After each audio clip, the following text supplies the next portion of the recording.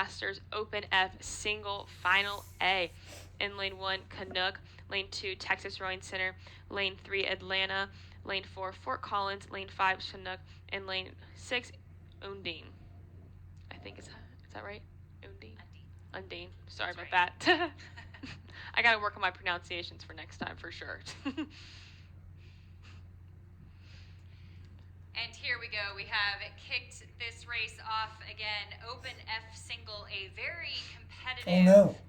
Oh no, we've had a flip. Oh no, that will be, I believe, lane 2. Let's see if we can pull back a little bit and double check on that to see if our camera will give us a better view. Or excuse me, lane 1, Chinook. So lane 2, lane 3, 4, and 5 are still all moving here with our leader looking like lane 4. Lane 4, Fort Collins, Mark Berkner. And Chinook, Timothy Bukowski, a name that we have seen quite a few times here, will go get assistance from the launch there, so he will hopefully be all right. But let's look at lane 4 here. Fort Collins, Mark Berkner with the green blades and the green hat. Absolutely cruising for a bruising here in lane 4. He's doing a phenomenal job. Absolutely. Just maintaining his composure as it looks like lane 2, Texas Rowing Center, always on the hunt, will be just behind him, followed by Atlanta in lane 3. That is Dan Van Dresser.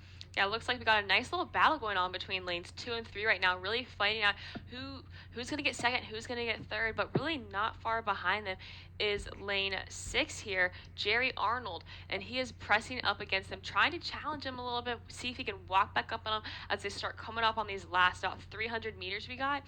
And really, what a good fight too, especially between lane 2 and 3. They're really pressing off each other. I know they can probably feel that push and feel the person next to them, can kind of see it out of your peripherals and hopefully use that to their advantage to really push through that finish line.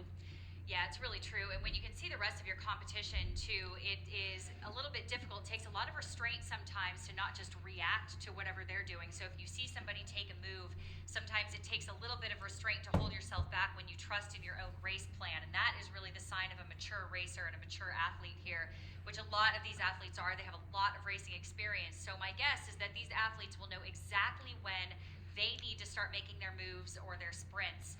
Even if it's to adjust and go a little bit early in such a tight race like this where we have lanes 2 and 4, that is Texas Rowing Center and Fort Collins, sandwiching in Atlanta's Dan Van Dresser.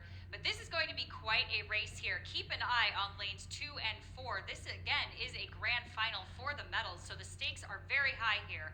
We will see if Texas and Fort Collins will start to bring up their rates just a little bit within the last 10 strokes of this A final. And right now it is looking like lane 4, Fort Collins, Mark Berkner. Absolutely, and definitely that lane 2 has pushed on lane 4 through that finish line and did overtake lane 3, Atlanta, Dan Van Dresser here.